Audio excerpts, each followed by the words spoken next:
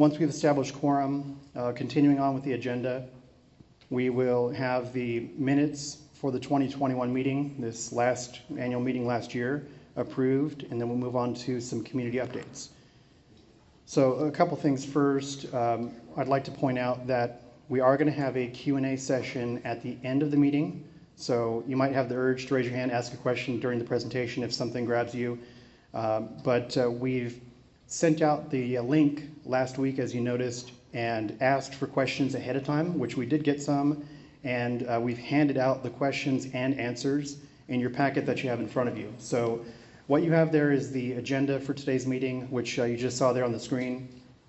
You also have the minutes, which we are about to present for approval, as well as the questions and answers. So what we're planning here tonight is we'll budget about 15 minutes or so, which may not seem like a whole lot of time, but what we plan to do is go over to the after party, and we can take time with you and answer any more questions you might have if we run short here today. But out of respect for staff's time and the booking that we have here at the room here tonight, we're going to keep it short and then move over to the Commons to continue with any questions that you have. So we appreciate you understanding and helping us with that. So one thing I want to mention for anybody who's new, haven't been to a town hall meeting or last year's annual meeting, kind of a quick discussion about the who's and the how's and how things are set up. The association has no employees, so all the staff members that you know and interact with are all employees of CCMC. So I'd like to share, I'm very proud of this, and I want to share CCMC's purpose statement. And our statement is that we build community by bringing people together in the neighborhoods where they live and the offices where they work. Simply put, we create experiences that connect people. And now some of the members of the CCMC team, the local site team that you work with, starting with myself, I'm your community manager, assisted by my right hand, that's Giovanna. Giovanna Jones is our operations director, recently promoted to operations director, I'll note that. Started with us in 2020. Also on the community standards team, which is a big chunk of Giovanna's time still, and that was her original role with us. We have another community standards member, and that's Keithis Langham. Keithis is with us tonight there in the back. Got our hands full with agendas right now. I'll take this opportunity to introduce you, and you'll hear from him a bit later, introduce you to your new lifestyle director, Mr. Jed Sims. Jed is over here at the table to my right, your left. Jed will be up here in a few moments. Also on the lifestyle team is our recreations coordinator, Samantha Lane. Brittany Deere is here tonight. She is our communications coordinator. Thank you, Brittany. On our maintenance team, we have our supervisor, Gene Trevino. The maintenance technician is Dalton Say, and Madison Pemberton is our member services coordinator, but Madison spends a lot of her time interacting with our vendors, invoice processing, work order setup and processing, and she spends a lot of time working with Dalton and Gene on projects throughout the association. So not only is she the main face, the first person you see when you walk into the Commons, but she's also spending a fair amount of time with the maintenance team, keeping things running there at Windsong. So also here with all the changes, we are very proud of the Meet the Team page on the website, where we've got our contact information, little brief synopsis about our roles, and also for many of the team members, if not most of the team members, at Jed's excuse here on this one, we've got a quick video that talks a little bit about us, so Jed will be working on that here pretty soon. But the Meet the Team page is fun if you want to check that out.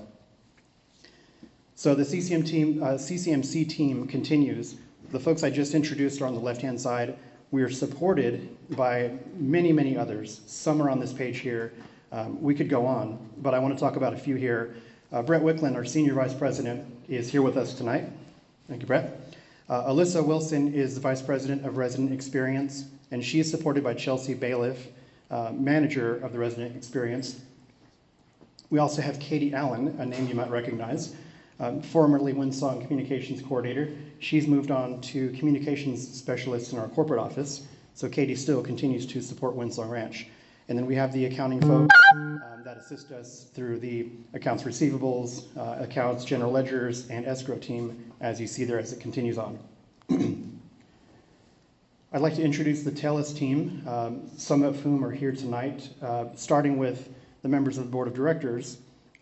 Craig Martin and David Blom are partners with TELUS, and Craig, here to my right, and David are also the Vice President and President, respectively, of the Windsong Ranch Board of Directors. Tina is also here tonight with us. Tina, raise your hand. There you go. Tina is Vice President of Operations at TELUS, and she serves as the Secretary-Treasurer of the Windsong Ranch Board. And then you see the remaining staff, supporting staff at TELUS. A wonderful partnership. I want to point out that we enjoy working with the TELUS team, and I know that the Windsong community is nearing the end of the development, so I'm not counting the days when we will not work with them as closely as we are, because they are just such a great partner to work with, and I appreciate everything they've done for the community and for the site team. Continuing on with the site team, a few others I'd like to point out and give some kudos, and some recent kudos we'll talk about a little bit later. But we are supported by a great cast at WSR Grounds. WSR Grounds is led by Corey Rhodes. He is the grounds director, and Corey's supported by Khalid Walters. I was going to say Waters there, because when I say Khalid's name, I always think water. He is the wizard that keeps the lagoon looking the way it looks. So that is to Khalid's credit. When you see Khalid, just give him a high five, wave, say hi. He does such a great job at the lagoon, keeping it in tip-top shape, and just he deserves so much credit for that.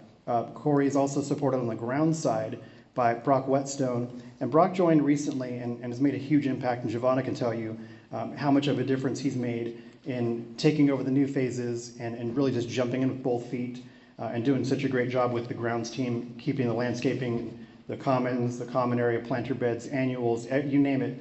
Brock has put his fingers in it, so he's done a great job out there. Tons of work done recently. Many of you have probably seen the guys out there, and we're going to talk about, and I've got some pictures I'll show you of some recent projects, but they've really been working hard. Now that the weather has kind of cooled a bit, where it's safe for us to put plants, they've gotten busy, and the fruits of their labor can easily be seen out there. So we'll show you some recent pictures, and I'm really proud of the work, so I want to show that off a little bit later. So now moving on into the business part of the meeting is where we establish quorum. So with the members that we have here and the lots represented by the development team, quorum has been met. So I will ask after the introductions there if the board would please call us to order. And I've got 6:09. Hereby call the meeting to order. Thank you, sir. So first order of business is the approval of the 2021 annual meeting minutes.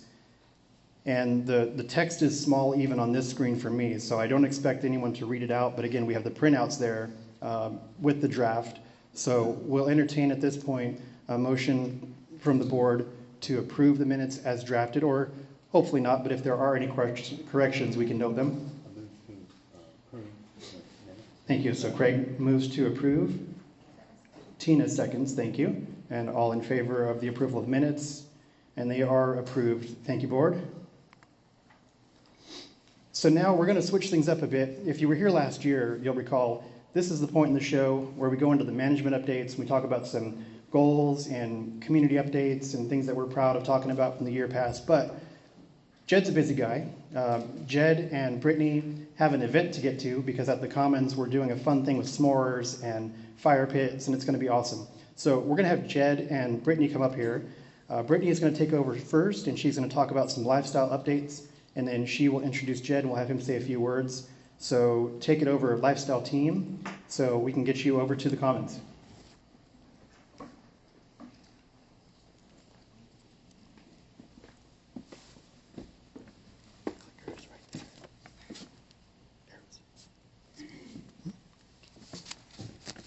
Hello, my name is Brittany, and I am your new communications coordinator. I'm very excited to be with you all here tonight, and I'm very excited to be a part of Windsong.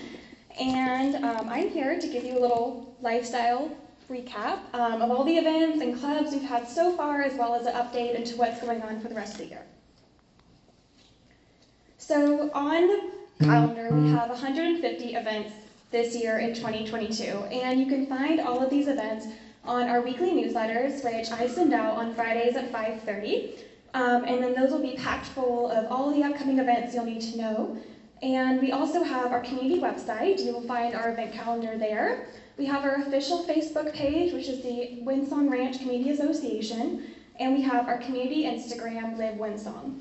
And if you're not by any chance receiving the newsletters, you can send me an email at bdeer@ccmcnet.com, and I will get you added right away, and that's just all going to be a really helpful resource for you. And of course, our events wouldn't be made possible without our amazing block ambassadors. We currently have about 90 members, and they've been there to help us with our recent Wine and Music Festival, Oktoberfest, and so many more. And so we just really appreciate the support of our residents who continue to make these events possible and so wonderful. And we currently have about 13 resident-led groups or clubs if you're looking for something a little more tight-knit. And a tab of those are all on the Windsong community website. Just skipping forward, if you are interested in starting a group or club, we're always looking for more. So you can email Samantha. She's not here tonight, but that's just going to be sazato@ccmcnet.com. And then just some fun statistics. We have a 72% open rate for our newsletter, which is almost 40% better than industry average. So thank you guys for all reading your newsletters, staying up to date. We really appreciate it. And so far, year to date, we have nearly 200 campaigns that have been sent so far. In total, that's going to be about 400,000 emails. And our click rate is 5%. So once again, thank you for clicking on those things, going to Civic Rec, and just paying attention to all that's going on. It really helps us. And then our social media accounts, we have Live Windsong and then our Windsong Ranch Community Association page. Both of those, we're going to have stories that go out quite frequently about events and just news, so stay up to date with that. And then our Instagram, we currently use as a photo gallery of just all the photos from previous events, so you can always go there and stay up to date with what's going on. And then our Facebook page, you'll find a lot of upcoming events, details, announcements, just a great resource for what's going on. And so far, it's been a great year since I've been here and for the entire year. So yeah, we're really appreciative of all of our residents who show up, continue to make this an amazing place, make these events so fun. The residents are really what make these events so lively and just great. So it's a really great job to have. I'm really glad to be on the lifestyle team. And this is a great transition to Jed Sims, our new lifestyle director. And he'll go over all of the upcoming events we have for the rest of 2022. Thank you. Jed Sims. I am originally from New York, moved to Colorado about 9 years ago, and now I am lucky enough to be here in Texas and absolutely loving it so far. New lifestyle director, and the team, everybody I've been working with this week since I've started has been absolutely fantastic. So I do want to say thank you to everybody for kind of getting me acclimated here over the last week. Really enjoying it so far. Kind of hit the road running here, scheduling some different things for next year. The 2023 calendar, I think, is going to be fantastic. Some new twists, some new additions. But for the remainder of this year, we have some key events coming up. One of the big ones is our Veterans Day breakfast, which is coming up on the 11th of November. A nice event for our veterans. We have a community garage sale, which I know is always a big hit. And then in December, we have our final major event, the Windsong Wonderland. That event, we are looking to tweak a little bit. I know Bob and I were kind of throwing some different ideas around today. Unfortunately, to kind of go back to our October events up there, we're going to have to postpone / cancel them based on the weather that's projected for tomorrow. So that parade is going to be canceled, unfortunately, and we'll be sending out an email and a Facebook post tomorrow about all this stuff with more clarity. And then our Saturday event, unfortunately, because of the saturated grass and that whole area that we're going to have it over at the Commons, we're just unable to put the carnival rides, bounce houses, and things like that. So our vision, my vision, is to really amp up and make our final event of the year, that Winter Wonderland, something exotic and special and something through the roof to kind of overcompensate for missing out on these two events in October. So that's kind of our plan. Feel free to stop by the Commons. I'm there Monday through Friday and obviously at all events. And chew my ear off and ask questions, give me suggestions, and talk to me about whatever you want to talk about. So I look forward to meeting all of you, and thank you for having me aboard. Thank TELUS Group and everybody else for having me aboard, and I think we're going to run and go help set up for our social, but we look forward to seeing you over there afterwards. So have a great night.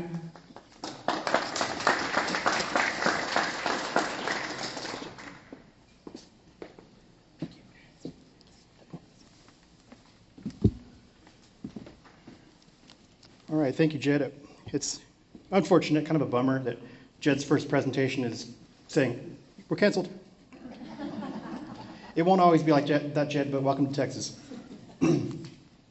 All right, so now we'll get to the my fun part of the show, the management update. And so this is where I get to talk about some things that have happened over the last year and things that have happened over the last week in some cases that we're super proud of and we're glad to show off. So one thing is I want to go a little bit back in time and talk about the SWOT analysis that we did out of the 2020 and then the 2021 resident survey, which we're starting to ramp up and getting ready to do the 2022 survey. So that's one of the next projects that Jed and I will be working on together is the resident survey that's about to go out in the next month or so. So out of the last two surveys that we did, which as you'll recall, the questions remained unchanged, so we got an accurate year-over-year comparison. We were able to do a SWOT analysis, which I've got some information here. For the sake of time, we're going to skip reading what's on the text here. This will go out later along with the recording of the meeting. But we did a full strength, weakness, opportunity, and threat assessment for the information that came back to us by way of the last survey.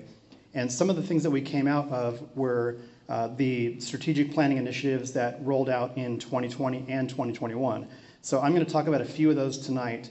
The first is improving the accessibility to staff and information. So part of that was the response time component.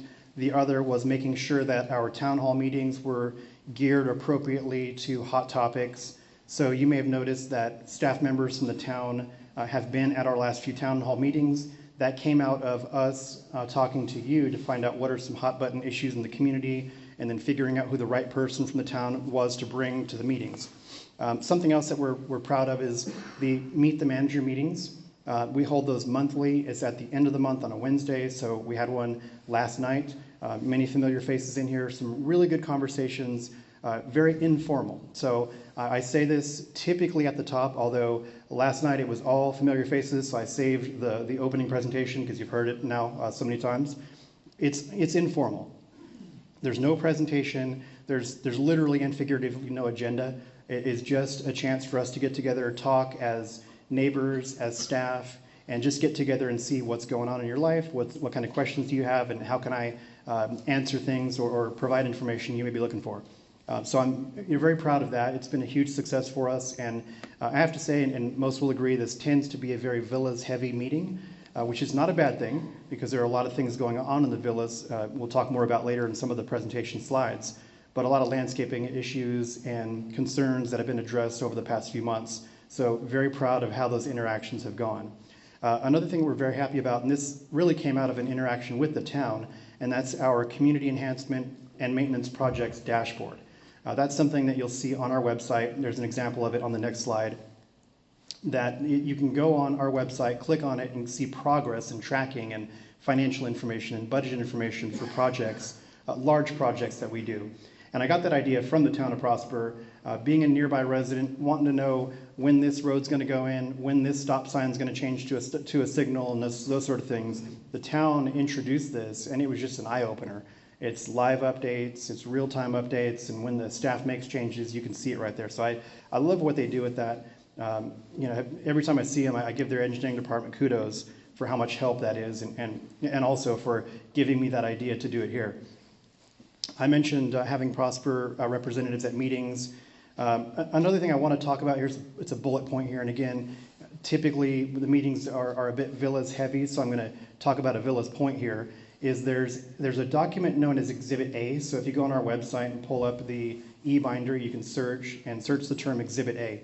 It's a very important document that I want to make sure that we highlight here tonight. It's so important, we keep copies of it at the front desk.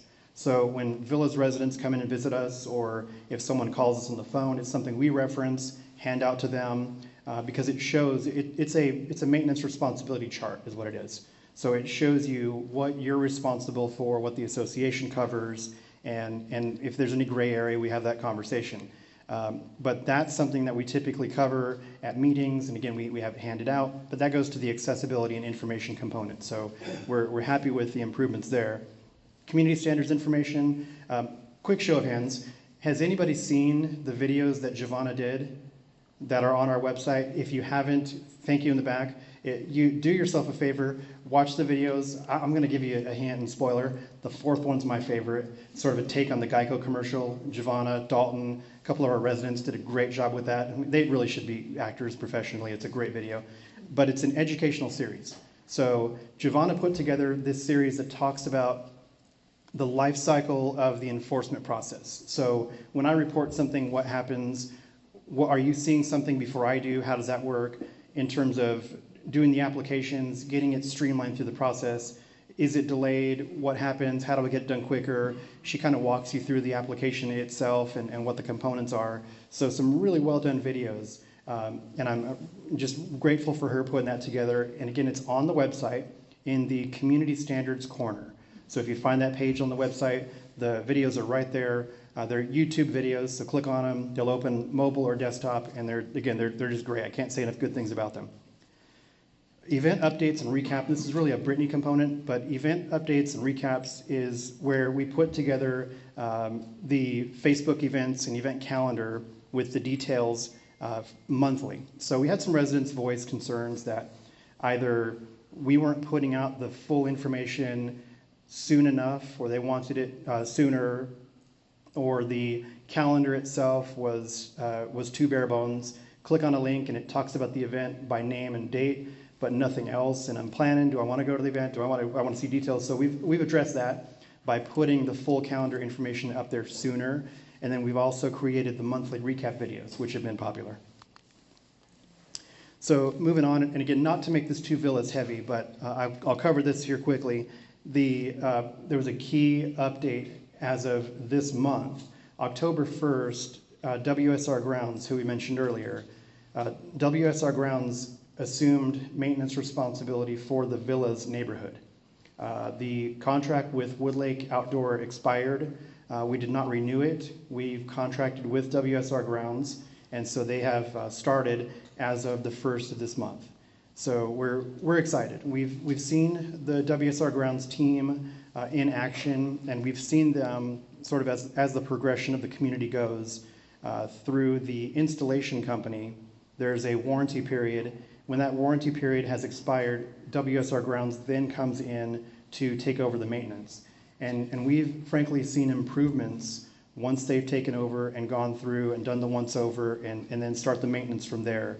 We've seen improvements in other phases of Windsong Ranch, and we're looking forward to the same thing in the villas.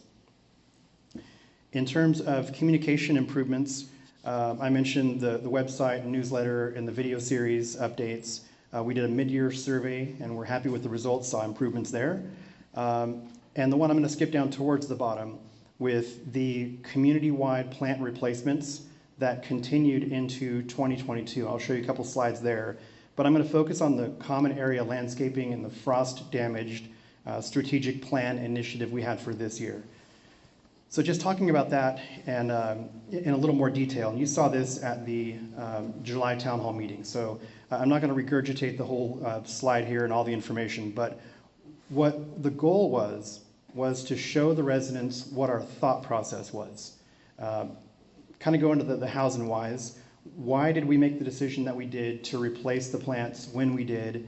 If you recall, we had Snowmageddon, Frostmageddon, whatever you want to call it, 2021 winter, and we lost 95+% of the Loropetalum, which are the red, really pretty red shrubs along the open fencing on the perimeter of the community. So if you live along G or T or Fish Trap or Windsong Parkway, it affected you.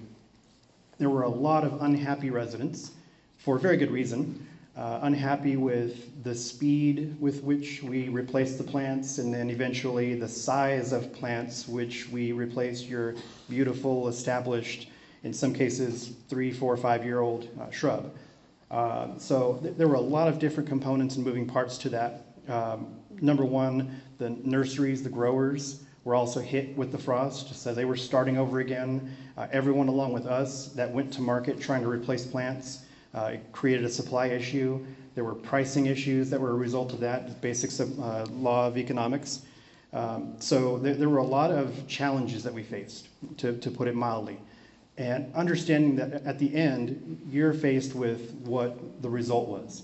We were doing things that affected your home, the perimeter of your home, the common area right outside your property. So we fully understand the impact, and what we wanted you to know is what we were dealing with and the challenges that we faced along the way. So at the town hall meeting, we talked about how this really wasn't a big financial difference. I mean, it's twice as expensive, of course, but if I were to be in a position to ask the board, I can tell you confidently, the board would have said yes. Spend the extra money, spend twice as much, get the bigger plants.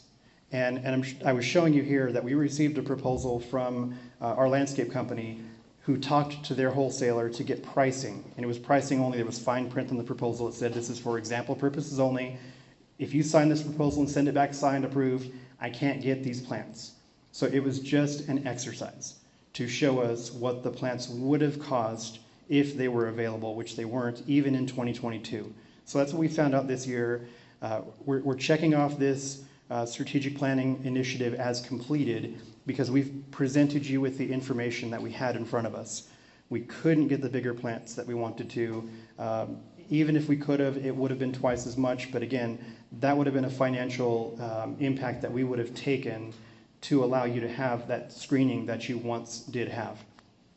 So again, we understand, we get it. And I want to show you, this is not necessarily a before and after. This is really like an after and then a way after. So the before was the brown, crusty loropetalum that died with the frost. The after is the picture on the left you see, which it looks like it's cleared and it's prepared for new plants to be put in, but I promise you, if we were to zoom into this picture, you would see what I'm going to lovingly refer to as the Charlie Brown Christmas Nandinas. There's really nothing left of it, it's just a stick that stands up. The rabbits, to our surprise, love loropetalum. We had no idea this was going to happen. Rabbits eat flowers, they like pansies, they like other things, but these were, and this is possibly a product of the small plants that we got. It was almost like, if you can picture the sweet little bunny rabbit sitting down right there, nestled in front of the plants, it's like the perfect height for them to eat, which they did. They ate them all. And so this is a picture literally from this week. So this picture right here is a home that faces Fish Trap to the south. So if you're at Winsong Elementary looking north, you're going to see this backyard. So this is another picture here to the right that shows what we are now doing. And we're going to Texas sage, which is a plant that will get the height that you had with the loropetalum. It's going to be nice and full like you had with the loropetalum. And it doesn't seem to be as appetizing to the rabbits because we have Texas sage at other places in the community and they don't seem to like that. Either that or just a lot of Nandinas around there eating first. So we're going to go with the gamble of they're not going to eat the sage. It kind of has a funny smell if you've ever touched it and been up close to it. So it's just probably not something that's on their menu. So we're very, very happy, and I'm super excited that this is going to get done for so many residents that have contacted us. And again, rightfully so, complained, frustrated. You had privacy, you had screening, there was some noise blockage, you've got G right behind you, or Fish Trap, or whatever it is. And now you don't. It's wide open, and I've got people saying, hey, as the traffic is crawling along G, the people are looking at me and waving to my family as we eat dinner. I get it, we understand, and I'm happy to say you're going to have your screening again very soon. So this project is happening right now, and they should be completed within the next few weeks. So again, very happy, and again, thanks to Corey and Brock and their team. So this is another project. This isn't a strategic planning initiative, but this is one of those carryover, continuing into 2022 improvements. So there may be some people in this room, I'm not asking for you to raise your hands, anonymity is fine. People contacted us and said, as I approach Winsong Parkway on Acacia from G and look to the left, I have a hard time seeing the traffic that's coming to the south on Winsong Parkway. So I've got to crawl into the intersection, and these plants, these pretty ornamental grasses that are growing up make it a little hard to see the traffic. So I've got a picture here showing the before and after, and we agreed, and this is something that the residents pointed out, staff also noted. You know, I'm in an SUV, and I've got seats that go up, so I've got a nice view. Giovanna's in a smaller, lowered car, so she and I have a different view of things, but we agree that this needed to be addressed and presented a proposal to the board that they approved, and it was recently done. So if you look across the street from the Commons, this is what you see to the right. So we now have a very, very large, grand, if Giovanna was standing here today, she's so excited about this project. We have a huge annual color bed for pretty flowers that are going to be there all year now. So we've got the new ones that are there, and then as we get towards summer, these should last through about May next year. They're going to be fine in the frost, and we'll go back to probably Angelonias and the lantanas like we had across the street at the Commons. This is the maintenance project dashboard I mentioned earlier. This is found on the website. Has many of our larger projects. Doesn't have all the projects. I don't want you to get mistaken. This is not something we update every single project we do, but the larger ones, for example, the fitness center improvements that were just completed today, as a matter of fact, were tracked on this site. So it shows budget impacts, cost, vendor, timelines, dates, etc. So that's on our website, and something we're super happy about. As I mentioned, and as you're kind of flipping through the packet here, you may have seen a question that you might want to have asked originally that's been covered in that packet. So we're going to be taking questions. We've got quite a few people in the room. As I mentioned, we're going to try and limit this to about 15 minutes. So what we'll do is we're going to move this microphone towards the middle of the room. We'll have you come up and ask your question. We are recording the meeting, so I'd like you to do that so we can hear you and your neighbors can hear you when we play this back. So that's going to be coming up here shortly. And now I'll run through a brief financial review, and we'll give a sort of recap and where we are year to date for Windsong Ranch and for the Villas Department. So starting with Windsong Ranch, on the revenue side, where the assessments from the owners and the builders are budget versus year to date where we projected. The budget for assessments for Windsong Ranch is about 1.8 million, and the actual is 2.2 million. So we're ahead of schedule there. On the flip side, the builder assessments we were projecting to be about $860,000, and we're at 690. Now, why that's not a concern is because this really somewhat zeroes each other out. So that we have fewer builder assessments means we have more owner assessments. So there's a number of lots in the community, and one's going to pay for it or the other is. So that's kind of where that works. I left the developer subsidy line on here. I see David smiling back there. It's 0 for the year, and it's 0 projected.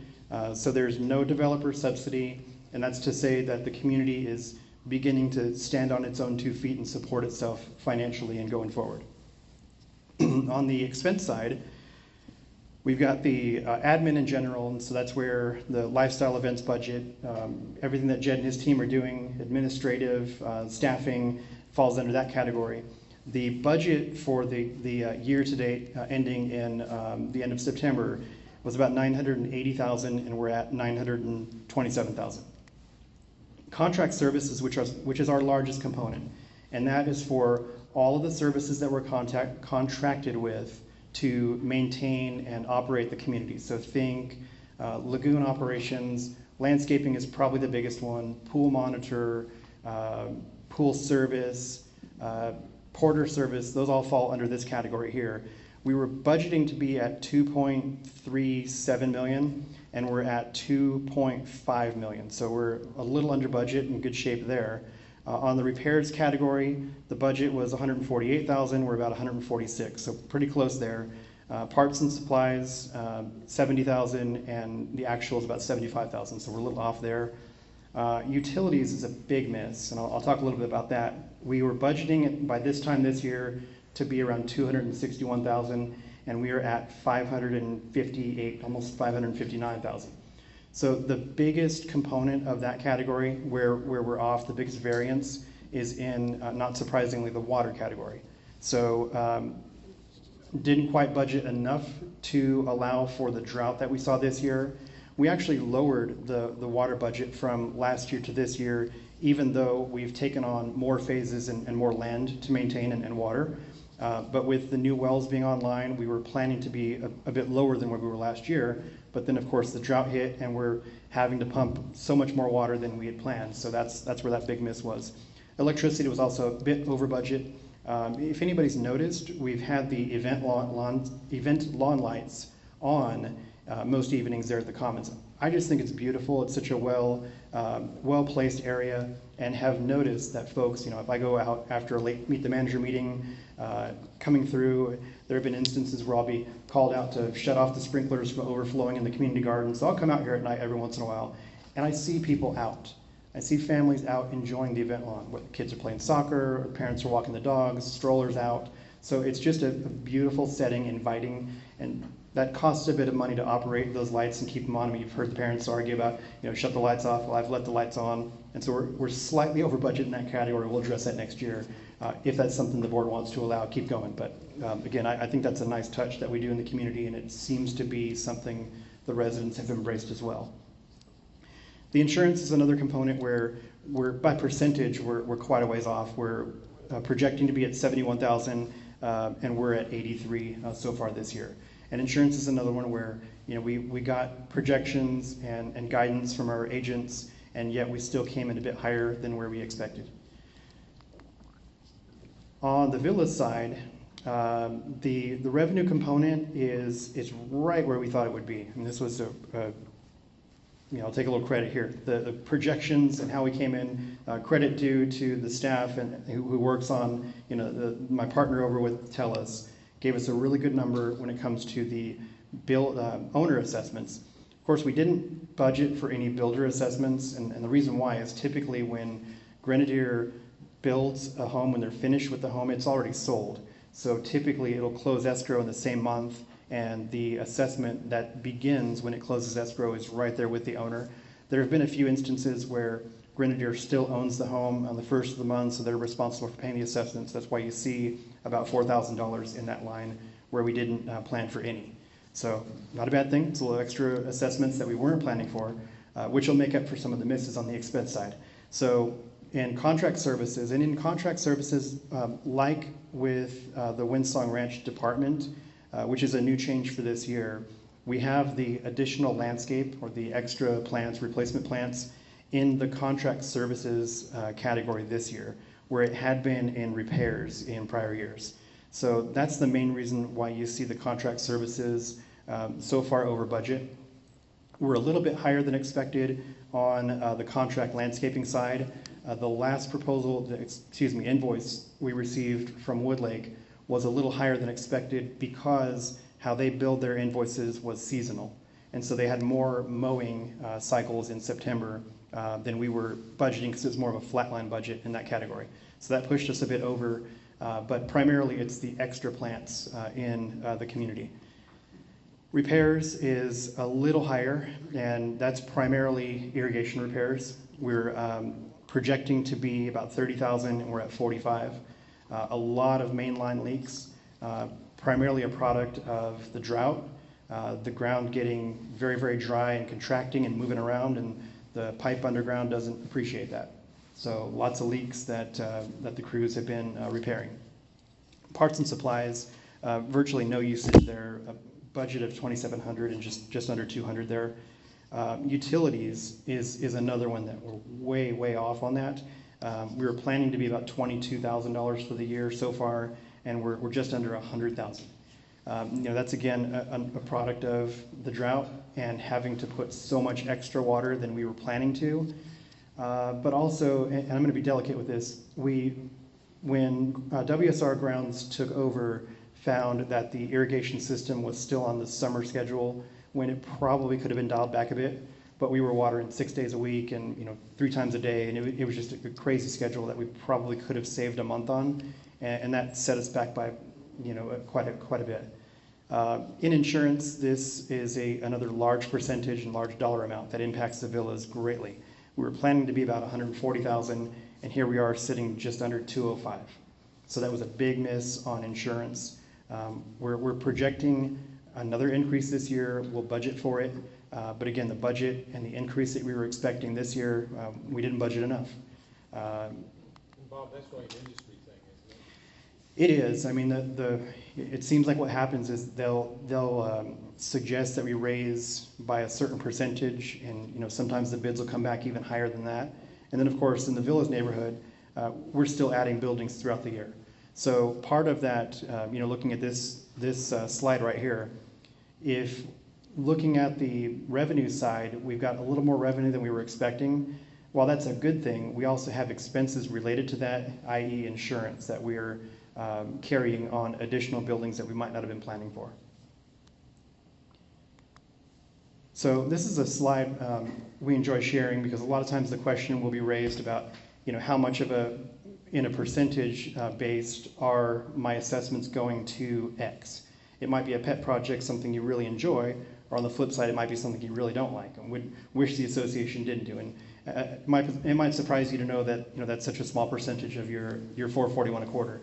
So we've broken this down monthly. So of course, 147 quarterly is 441.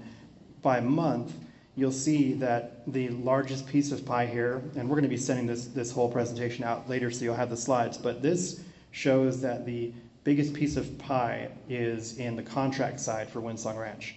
The pie is going to look a little different when we get to the villas, of course. But the admin is next, followed by reserves. And I'm pretty happy to say that because the reserves actually, and I didn't write the number down, but it went from close to, I think it was right around 200,000, and it was increased by $50,000 to $70,000 this year. So it was a pretty steep increase, which that's your rainy day fund or your savings accounts. That money stays in your bank accounts. It just moves over to another fund for future large capital expense repair and maintenance items. So we're building that fund up. I know it's very, very important to David and the TELUS team to leave the community financially stable and healthy. So that is the third largest component in the budget, is something we can all be proud of. Now on the villa side, you can see the pie gets a little different. Contracts, and of course they don't have the admin in general in the villas. Everything runs through Windsong Ranch from that standpoint. But the largest component is contracts. So at 35%, followed by insurance, which if you recall last year, the pie shape for the villas was quite a bit different, where insurance was almost 40%. So we talked about that at the budget meeting. There are a lot more villas homeowners now, more residents, more people paying into the villas, so the piece of pie gets a little smaller when it comes to large expenses, and that kind of translates to insurance as well. So more people sharing that expense, that starts to get a little smaller. And then followed closely by reserves. So the reserve budget for the villas is $180,000 this year, and we just got the reserve study draft, and it's even higher next year. So again, we're trying to get the villas healthy, financially stable, and setting aside a lot of money for future repairs so we can avoid the potential for special assessments and large assessment increases, albeit we've seen a few of those due to insurance. So we're trying to control everything here, but happy to say that the reserve component is such a large chunk of your budget, because that means that we're planning to set money aside for that future funding of major repairs. Want to talk a little bit about community standards. Talked about the video series before, but Giovanna asked me to talk about the 4 Ds. So the 4 Ds are right here in front of us. And in terms of submitting your application and what's needed to submit the application and get it through the process smoothly is the 4 Ds. So first one, of course, is design, followed by detail, description, and dimensions. And as they like to say, if you don't have the 4 Ds, you're going to get the 5th D, which is denied. The other thing is, kidding aside, we want this to be smooth and fast and go through as quickly as possible. So if you're missing any of these things, you're not going to get denied. That was a joke.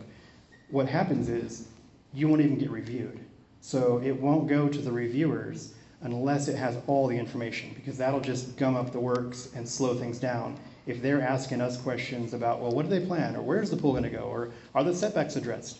So we have to get all those answers addressed before it goes for review. So officially, the applications are not submitted until it has all this information in there. So it's in everyone's best interest, ours and yours and theirs, to have everything submitted before we send it over to the reviewer. So, and again, this is another plug for the great work that Giovanna did with the video series.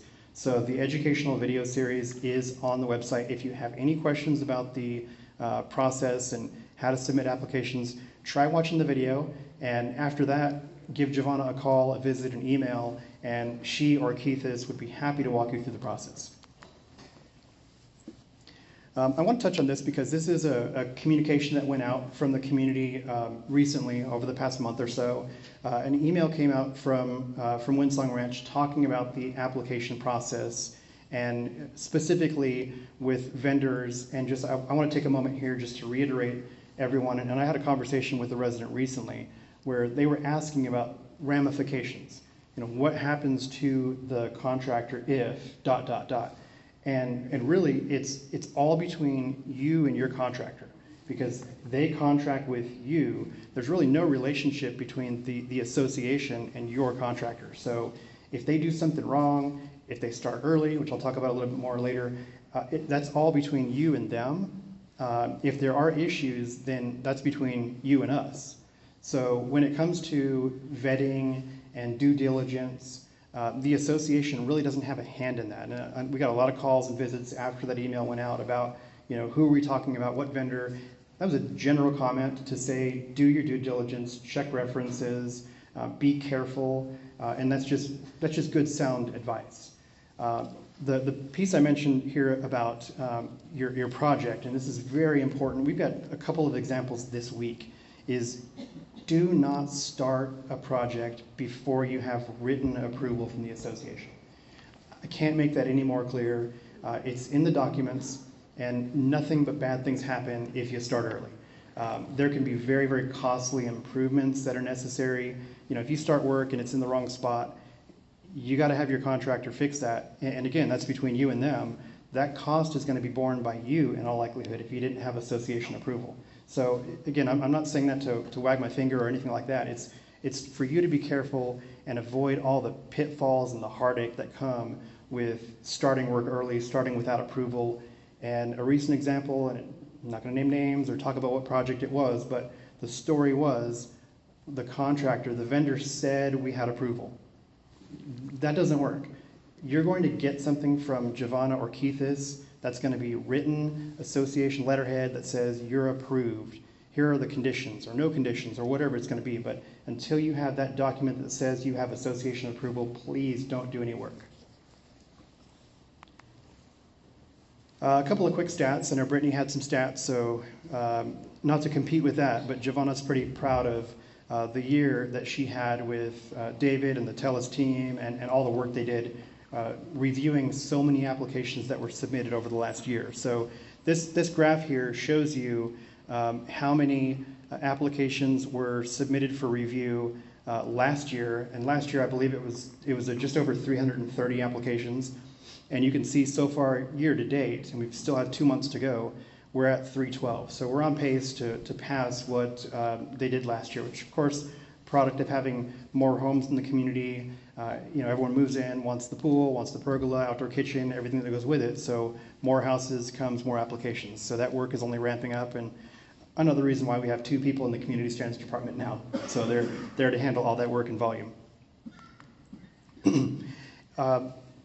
The other component of the community standards department is the enforcement process.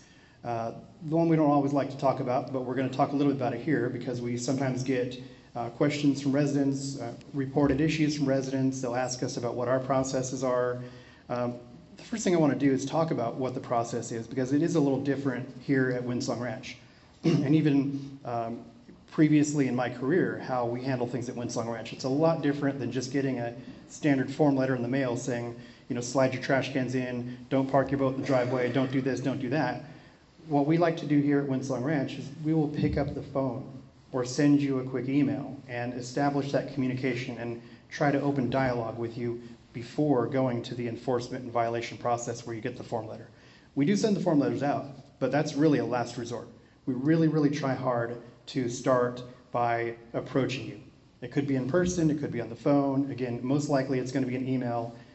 We have stats that we report to the board on a weekly basis that talk about all the emails that we send out for community standards, all the letters that we send out, and it is much, much more heavily weighted on the email side versus the letter side, I can tell you that.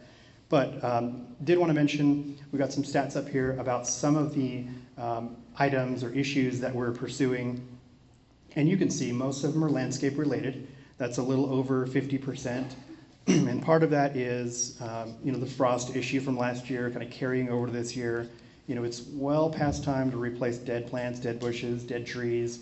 And this also has to do with mowing and edging and weed maintenance. So it all kind of gets lumped into that landscaping category. And then you can see that the next largest chunk is what we call the rubbish and debris category. So this could be pulling your trash cans, could be not storing junk outside, kind of falls under that one. And then the other two that show up here in the larger percentages, there are several other that don't make the cut. But we got vehicle parking, could be RV parking too long, could be commercial vehicles, could be non-operable vehicles, had a couple of those this year, followed by architectural issues. So the architectural one is going to show up here because that one is typically goes straight to the violation letter, form letter, certified letter process, start the fine process, because there's not much we can do to correct the issue. It's not like send a quick email to say, hey Joe, noticed your trash cans were out when I drove by, would you mind pulling them in? Get an email back saying, oh, it's out of town, sorry, no problem, no harm, no foul, trash cans are gone. These architectural ones are, you started without approval, you've damaged common area landscaping, going through our landscape bed to get to your side yard, things like that are going to go straight to a letter. But other things that we're pursuing are shown on here, like animals and pets, fencing issues, and improper use. So that typically doesn't get used a whole lot. You can see it's a very, very small sliver. But this list here, and again, this will go out later, shows you some of the things that we've been working on. So before turning it over to David for the developer update, I'm sure there are going to be some questions. We'll get ready for that section. Just hold those for a few more moments. And right now I'd like to welcome David Blom, the president of Windsong Ranch Community Association, also partner at TELUS for the development update. There you go, sir. Easel is here, and development update is Change slides, which button? to the right. This one? Okay. Okay.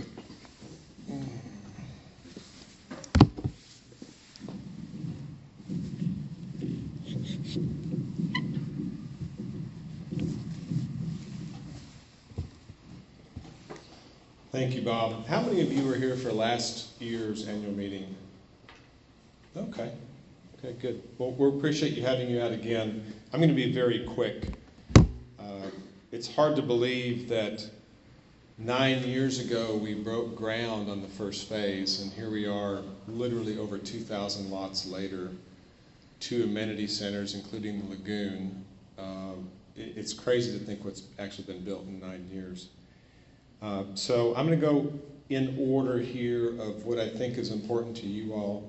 Infrastructure, big road projects about to start. G Road, lanes 3 and 4, as you can see on the slide. Fish Trap Road between G Road. It's actually going to go all the way across east to the Dallas North Tollway. Big project. We are assured and it's a town project as opposed to the first project that built the first 2 lanes that we managed as developer. This is a town project. We've helped them get plans together and coordinate things. But it should start the first quarter. They had planned to start already, and they ran into some issues. The town's getting those resolved. They have promised us there will be 2 lanes open all the time during construction, that there will be plenty of signage. They're taking it seriously. They learned a lot from the first project here around Windsong, and since the first project, we've added 1,400 homes, and I don't know what kind of population. I mean, and it's not just us. It's other subdivisions to the west and Arrowbrook and all the stuff on 1385 that actually come through and use these roads. So be as patient as you can. That's going to start here pretty soon. The good news is the quicker they start, the quicker they're finished. And if you have questions on it, feel free to call Bob in his office. It's probably more a question for the town, and we'll publish those contact numbers. But if you're calling the town and you're not getting a response, please let Bob and his team know, and we'll try to see what we can do if that happens. Lot development, I'm not going to go into phase numbers in a whole lot of detail because I don't think a lot of you are interested in that, but a lot of lots were developed since we had our last annual meeting, almost 500. We still have 400 under development. We've only got a couple of phases left to develop. Currently under development on the map that you see, 6D and 6E that are up toward the north end. Those should be finished in June. The only phase we haven't started is phase 7G, which is on the west side, a little further down, about midway up.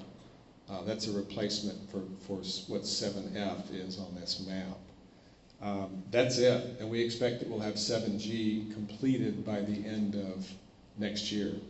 So if everything goes according to plan, even though we're in a little bit of a down market, lot development should be completed by the end of next year.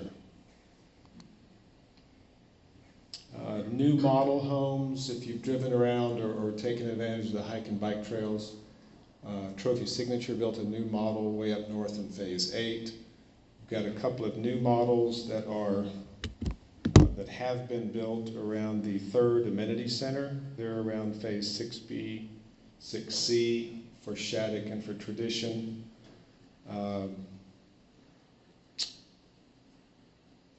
Probably all I want to say about that. Please be careful. There's been a lot that's happened the last 2 years in terms of completing hike and bike trails. A lot of neat things have been finished that were under construction, but there's still ongoing construction. There's trails going on and being built around phase 6A and through some of the green belts. So if you would, just keep an eye on things. Use common sense. I think you'll be fine. More trails to come. I mean, we still have several miles of trails under construction. By the time we're done, we'll have, probably over 20 miles of trails, and there's still some that are being designed. Some of that's town dependent, but there's more to come, and we have quite a bit now. In terms of schools, I think you all may have read in one place or another over the last week, Prosper ISD purchased some land at the southeast corner of Teal and Fishtrap. On the map you're looking at, it's the lower right corner just east of Windsong that looks like all vacant land. 155 acres that the school district has purchased on it. They've closed it. That will be the 4th high school in the district. We had previously thought it would be the Windsong High School at the north end of the plan you're looking at. But the district is the #1 fastest growing district in the state, and they are just panicked, and they are doing everything they can to create more schools. So they purchased that land. That'll be the next high school. The high school site to the north, which is part of Windsong, will be the 5th high school. The middle school site at the north end of Windsong is scheduled to be constructed and open in August of 2025. The school district tells me that's a firm date. They're designing it now. They're surveying it now. They went from not sure what's going to happen to calling us 2 weeks ago and saying, full speed ahead, can you do this for us, can you do this for us, can you do this for us? I mean, it's going to be built and going to be open in August 2025. Part of the reason is that the city of Salina has coordinated a project to pave asphalt 2 lanes, Parvin Road, from Legacy west to 1385. So all of a sudden, what used to be gravel and really nasty road is going to be 2 lanes of asphalt with bar ditch. Not perfect, but they can get it done quickly. They're going to start that very quickly. They're telling us within the next couple, 2 or 3 months, they'll actually start it. The design is actually done. We're contributing, TELUS through another project in Salina is contributing to that road project that helps Windsong and other places in Salina. So that I'm sure was part of the factor in Prosper ISD wanting to move forward with that. If you guys haven't been on the hike and bike trail to see Jameson Park, I suggest you do. It's way cool. patio in the air, decks, fire pit, playground. It's really nice. Amenity Center number 3, we're about to sign a contract on building Amenity Center number 3. We will have it done next year, probably in the fall. It'll include a multi-purpose room, 2-acre lake, and an amphitheater, and I think we have illustrations in here of that I'll show you here in a second.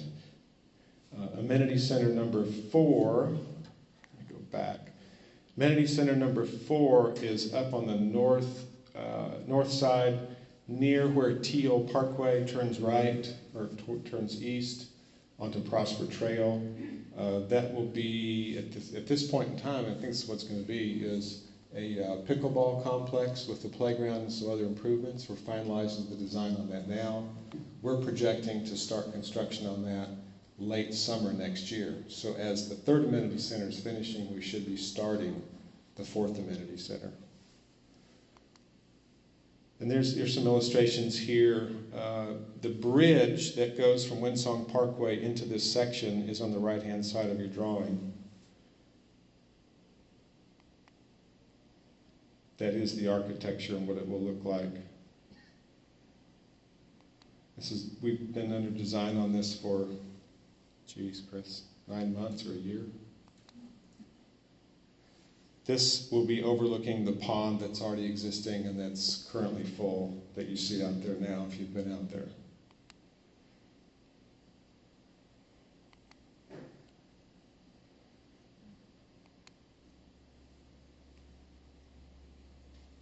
And these are renderings that have been done from the plans that have been approved, and this is what's being bid.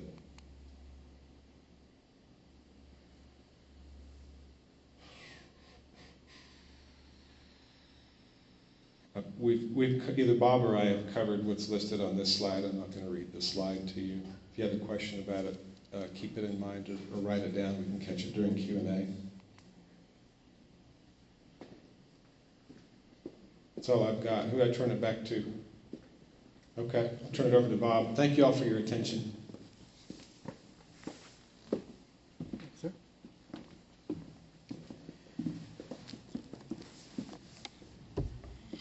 All right, thank you.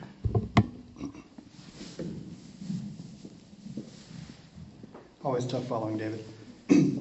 So as I mentioned, we're going to try and keep this section here at this site somewhat brief. Many of us are going to move over to the Commons and join Jed and his team. The fire should be going right now. So we've got some s'mores and some other fun over there at the Commons. So we'll keep the Q&A section brief. But what we'll note here is officially the meeting will adjourn here. And I'm looking at 7:04 on the clock. Hopefully that matches that one. There we go.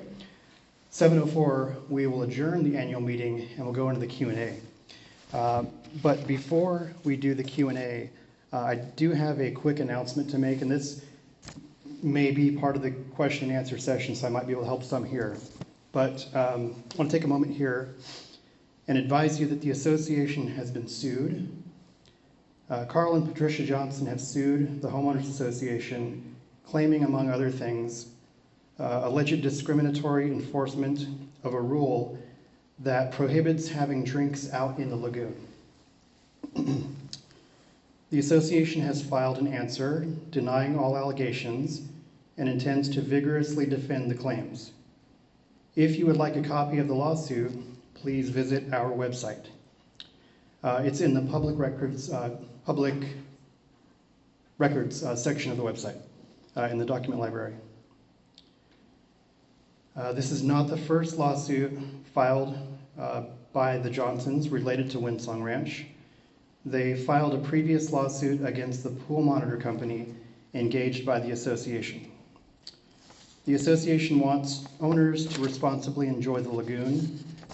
Drinks are permitted on the sides of the lagoon, but not out in the water. The purpose of the rule is to try to minimize the risks of personal injury or damage to the lagoon itself if cans or bottles break or are left as trash in the lagoon. And fortunately,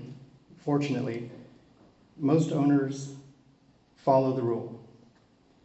Or if they stray into the water with a drink, they kindly take their drink back to the side when asked by the pool monitor. In this circumstance, the Johnsons believe they have been singled out unfairly. The association denies that the Johnsons have been singled out and looks forward to its day in court. Stay tuned for future updates. And if you have questions, because there is pending litigation, our legal counsel has asked that you submit them in writing. The board wants to provide as much information as possible while protecting the association position in the lawsuit. So with that, we can turn it over to questions. And again, I plan to be over at the Commons as soon as we wrap up here. And out of respect for the staff's time here, we're going to try and get out as soon as we can. So let's try and limit it to about 15 minutes. We'll call it about 7:20 or so. So show of hands, we'll keep it orderly. Who would like to go first? Sir, right there in the front. Thank you. If you wouldn't mind stepping up to the microphone so everyone can hear you. Yes, hi. It might need to be turned on. There's a button there. Okay. It's on. There you go. Yes, my name is Alexander Barakowski. We live in Anthem. We moved in January. It will be 2 years since we moved. We wanted to come to this community. This community is wonderful. We enjoy it, and so many events. We appreciate it. But we have concern, just like Mr. Blom said about road widening. I'm sorry. Yeah, just about road widening, and it's huge concern because basically Anthem will be surrounded by multiple four-way roads, and at the beginning we saw a slide where CCMC mission statement is to bring people together, but basically four-way road will separate people. We will not be able to have parades like we were planning for tomorrow, and our kids will not be able to cross four-way road from one side of community to another side of community. So it's a problem. And are we going to have fence? Are we going to have underpass? To me, it's a dangerous, especially like Prosper High School number 4 is coming. I think it's going to create a lot of problem. So it's going to be, Hill Road will have 4 at least lanes pretty soon. So what is the position of CCMC, Dallas Group? Sure. Thank you for the question. It's a very, very good question and timely, of course. The suggestion that we have, and if you have the packet that was handed out, you've got the contact information. Voice your concerns with the town. We have provided in that packet the town council meeting schedule. Attend a town council meeting and share your concerns as passionately as you just did.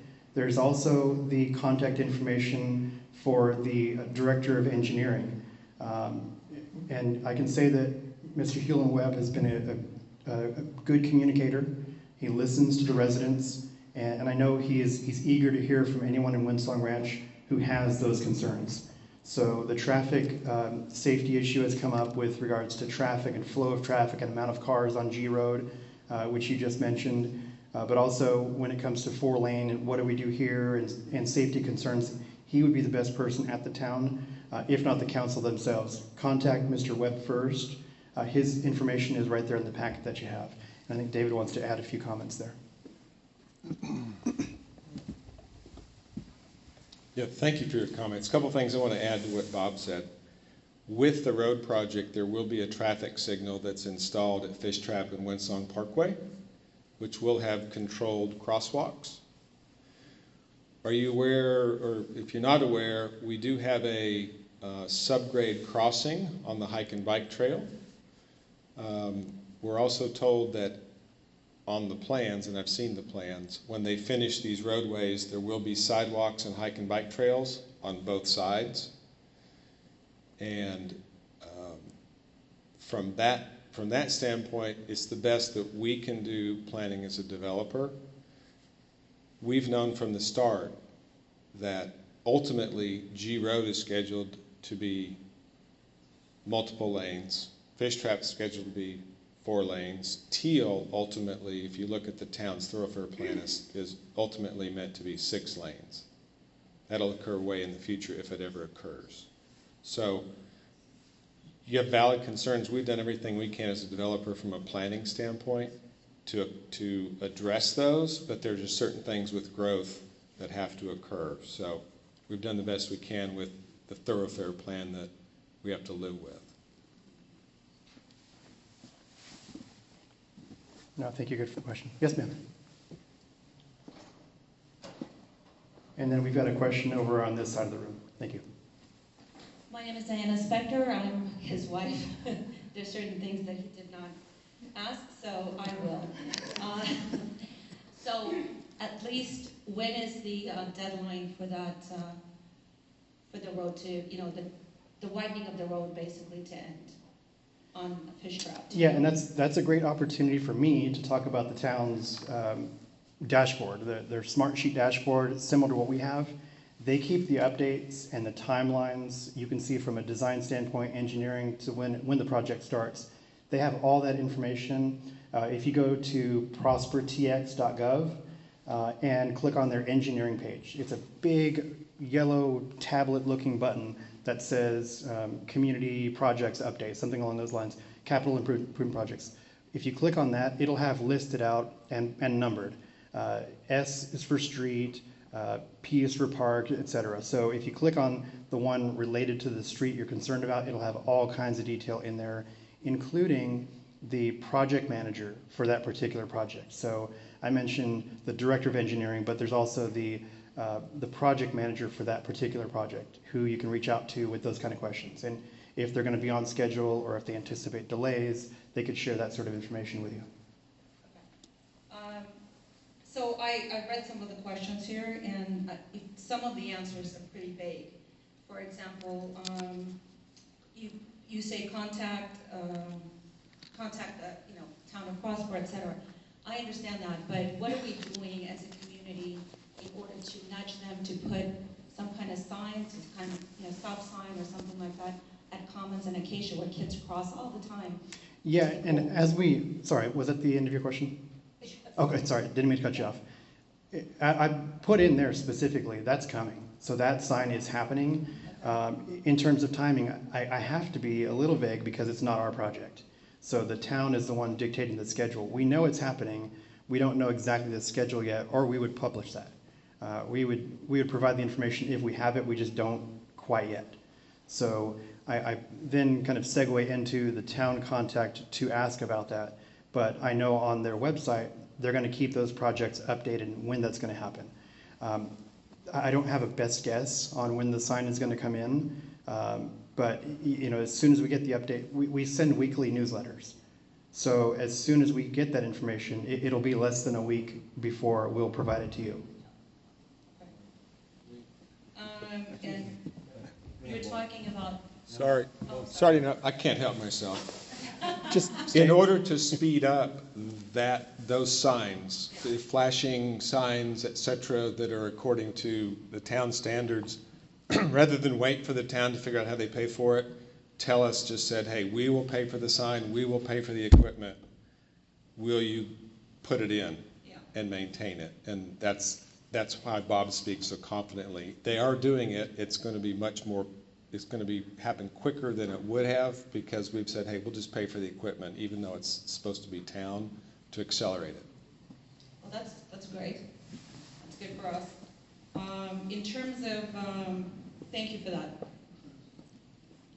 So are we doing the flashing signs and the stop sign, or just the flashing sign? Do we know at all? There will not be a stop sign at the Commons. It's just going to be the flashing at the crossings, north and south side. So as you're approaching from the south, from Home Depot, and then heading south, so northbound and southbound lanes will have the flashers at the pedestrian crossings. There'll be four. So when you hit the first crosswalk, there'll be one, and then when you go to the other side of the boulevard, continuing, there'll be another one. Oh, okay. And coming down, there'll be 2 more. So 4 total. Okay. Is there anything that we can do? As we're right there. because we can hear the traffic from the 380 and from the Winsong. Is there anything that we can do in order to slow down the traffic for our kids? Well, On Winsong. I've got another suggestion for you, and it's something I've done myself. As I look out my window at traffic at any time of the day, if you see it starting to pick up, you know, they'll come in packs sometimes. Call the police and say, now would be a good time to send somebody down here for some traffic enforcement. And I've seen them, they're there quick. A lot of times they're already in the community. So they'll come down there and they'll park in our parking lot or in the tennis court parking lot or on Acacia, and you'll see them ring up 4 or 5 people within a short amount of time. So yes, there's something you can do to control traffic and speeds, is call the police. Good suggestion. And then finally, as we become a larger community, I'm sorry if I'm infringing on somebody's time, but this is sort of, I'm on Winsong groups, etc., and I see all of these, you know, comments coming in, you know, homeless being in our community. Now possibly there's some people who are living in the, you know, in the lush area of the Jameson Park, and I see all this. Are we going to have any kind of security? So we have off-duty patrol, extra patrol that's in the area, and thankfully somebody shared the Facebook post, and if anybody doesn't know, we're not on Facebook, and I've had a lot of sympathy come our way, you know, for all the craziness out there, the negativity out there on Facebook, and I say that with confidence. I am blissfully ignorant of what's going on Facebook because we just don't hear it. We're not on the Facebook group. We have our business page where we publish event information and event photos, but we're not in so many of the resident groups. There are just so many out there. I don't even know the count because, again, we're not out there. But thankfully, somebody alerted me last weekend of a post of a possible individual. They mentioned the interaction with the police and that the association needed to be involved. So I called the police and we had a conversation.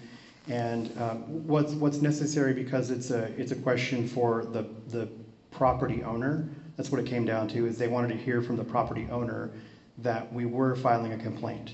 So I don't have any information to go on. Again, we didn't see it. It was a post that somebody, so we're playing a telephone game. But I provided the information that I had and said, yes, that we are willing to file a trespassing complaint if there's an individual, and it was at Jameson Park, that's somebody who may not live in Winsong Ranch was there.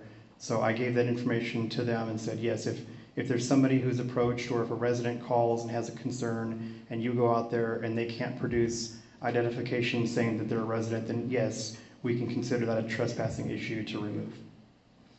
All right. Thank you for answering all my questions. I appreciate it. Of course, thank you. And sir, over here. Thank you. Yeah, this will be an easy one. Christopher Nielsen. We live in Lakeside, about a 1-minute walk from the lagoon. Beautiful. So here's the question. With the new amenity center, what is the capacity going to be at the multi-service room? We're asking because my wife loves to have parties, and we're just trying to figure out what we can do there.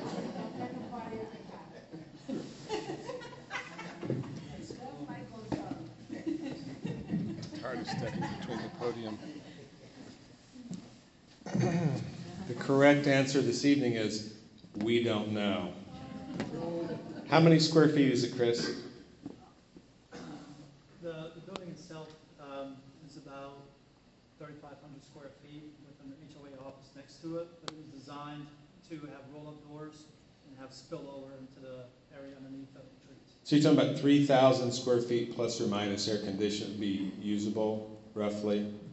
With, as Chris said, for those that couldn't hear, with roll-up doors that will make it bigger, so you can actually combine outside and inside. And we also have a kitchen that we took right to the standard of not having to get commercial permits. It's a catering kitchen, stainless steel sink, refrigerator, things like that. No grease fryer, no heavy duty, things like that. So I'm sorry I don't have a specific number. We will try to find a number I and think get that'll it to work. you. They'll try to find a number, give it to you. I mean, you know, we hope that it doesn't work, that your party is so big that it's that successful that you have an issue and have to have 2 parties instead of 1. But sorry I don't have a specific number, but that's our best answer right now. I see a hand coming up, 2 hands. How about if we form a line and we'll do 3 more questions there, starting over here. Well, it can be a foot race, it's fine. we had a hand up over here on this side first, and then you 2 folks over there. So,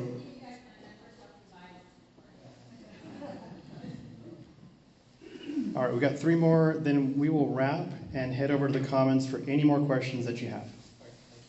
All right, thank you. Glenn Lansing, I live in the Summit.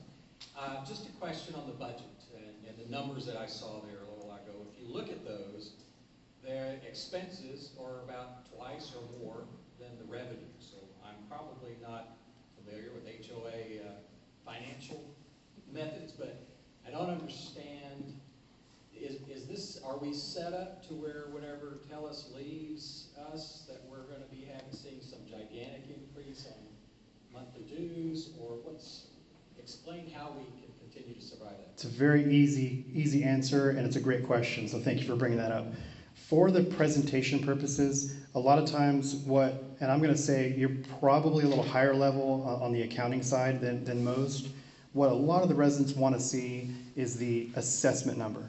But with Windsong Ranch, there are several other lines in the revenue category. So what I didn't show you were things like the working capital. So every time a home is sold, what's equal to 4 months of assessments is collected. That's a pretty significant chunk there. We're also budgeting for about $3.1 million in what are known as Crystal Lagoon fees. So that's a vehicle that the developer created to benefit the association. So when a builder purchases a lot from the developer, they pay a fee that goes directly to the association. So if you add $3 million to what you just saw there on the screen, it's going to get us pretty much where we need to be to break even. And there are several others. So it was only for illustration and presentation purposes to talk about the assessments tonight. But from a revenue standpoint, there are several other lines that go into that category. And also, thank you. I'm more than happy to go into this in more detail anytime you want to sit down and go over the budget. Thank you. Hi, my name is Bridget Payne. I live in Lakeside. Hi, Bridget. I also go by Mark's wife, which is my other name. I thought I recognized you. My question is really easy. It's a follow-up to the amenity number 3. Is that space is going to be rentable by residents? What's going to be the process for that? Is there going to be an additional cost? How will that work? No, good question. We have already submitted to the board for consideration the rough outline of what the rental process might look like.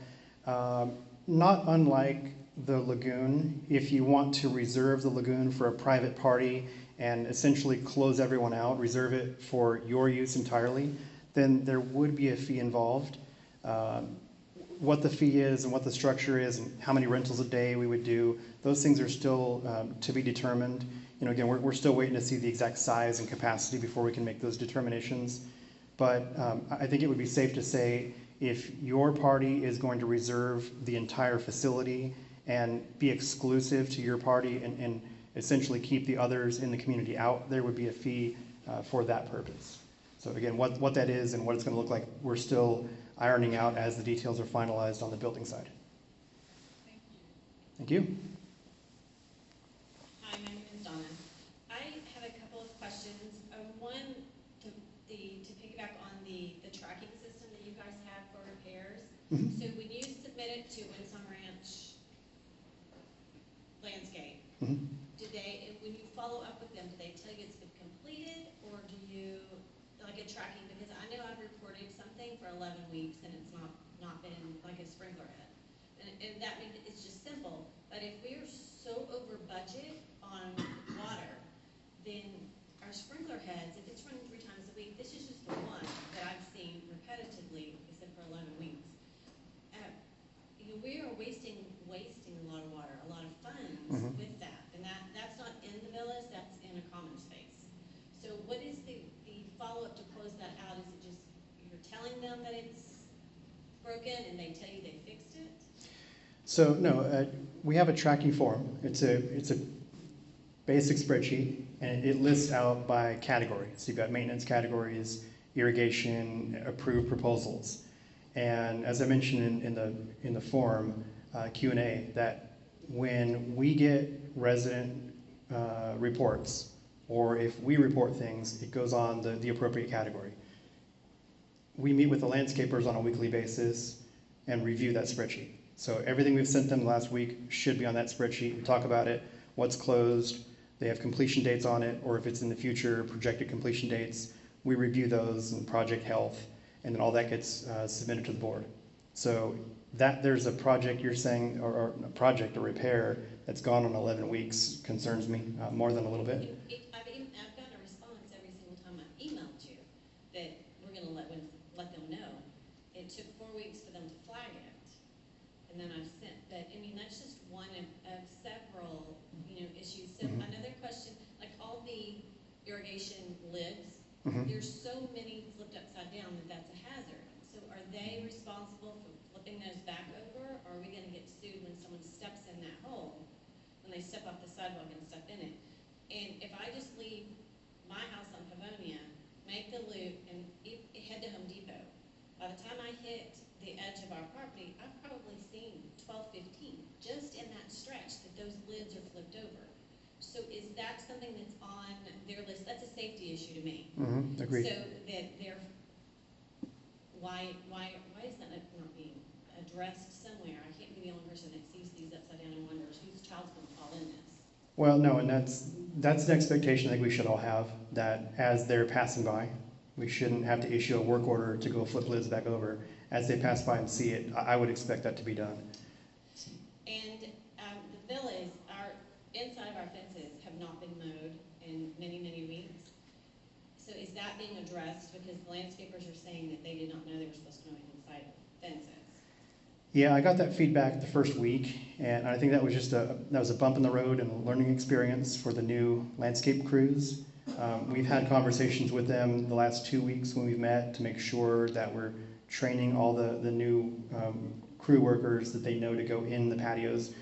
We did get a response that in some cases they were locked, in others there were dogs out, but we heard from many residents that said that wasn't the case for mine. And again, we're going back over that as recently as this week. Make sure that the ones that were missed, a week and 2 weeks ago. It's the 27th, once they've started, like ours has not been mowed once since they've turned over, because we have cameras on there. And if I secure my gate and it's still secured, I know that no one's been in there, because it's very difficult to secure. So I know that that's not, in 27 days at least, it's not been mowed. So if we can maybe touch back with them on that. The last question I have is the staining.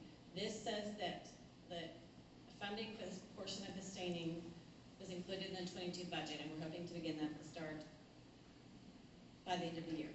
But I have an email from your staff that point blank says, we have no budget money for staining. We are not going to stain the pergolas that are rotting on the top. So that's contradictory to this.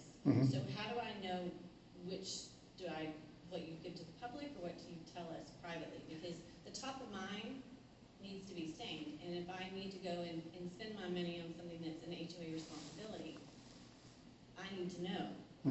And people need to know when they come in that the HOA is not going to take care of these things. Well, what the staff said is not wrong. The budget, and as we showed earlier, we have spent almost 4 times as much as we budgeted for water. And being an HOA, we're operating as a nonprofit. So we collect what we expect to put out.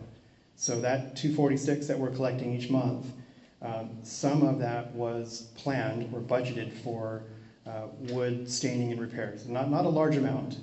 It's nothing in relation to plant replacements, for example. It was a small amount, but even at that, we've spent far and away. We already exceeded the landscape additional budget again, so we've planted more plants than we budgeted for. So now we're in a position where we have to start making difficult decisions about where does the cash go, because the cash is still coming in by way of the $246 every month. We want to fund reserves. We need to pay insurance. And then it's the discretionaries like the extra plants and the wood staining. And I wrote that. I hope that we can do some of that this year. That is still my goal. Since you opened the watering can of worms, I mean, we had no water for 7 weeks. 7 weeks. And I can tell you because I set things out to catch water for 7 weeks. And then all of a sudden when Winsong took over and they turned the sprinklers on, should they have checked the scheduling? Because then my water ran for 10 days straight and it was ankle deep in my yard. So if they turned them all on because they were set on the summer settings, and now I have 7 weeks of drought in my yard on top of the 100-degree heat. And now I've got 10 days of monsoon in my yard because they're flooding it every day. So should they have checked that? Because now I know that those water bills are not included in this. So now we're going to be out more money because they just flipped the switch and turned them on and didn't follow up to see where they were sprinkling. So their lack of follow-through by just turning them on is going to cost us money. Is there something in their contract for their failure to do their job? Because that's a lot of water. I mean, it ran 10 days after 7 weeks of none. And before going to the contract and failure to this or that, what it sounds like is they went through the system and started turning things on to make sure plants are getting watered. If it was off, they turned it on. It's still hot when they took over at the beginning of October. It could be, and we're going to get into a lot of hypotheticals here, so as a practical matter, it's a good idea to avoid that. But let's entertain the possibility that there was a break. And the way your system is set up, it's just about all drip irrigation. So if there's a break, you're going to lose water pressure. So the system might be on and dumping water out here where the break is, and you downstream aren't going to get very much water at all. So it's of course possible that there was a break that wasn't fixed before, and that's why they shut it off. Again, it's hypothetical here, but then you have this new company, unbeknownst to them, they turn the system on so it gets some water, and it creates other issues and swamps like you saw. So we're going through a proposal was submitted to the board and approved to have a third-party irrigation company. Checking them, their staff is very friendly, they're very nice, which we appreciate absolutely. They're out there checking every single system out there, which we're thankful for because it's been a year. Well, this third-party company hasn't started yet. Well, Winsong Ranch is Yes, doing it yes. too.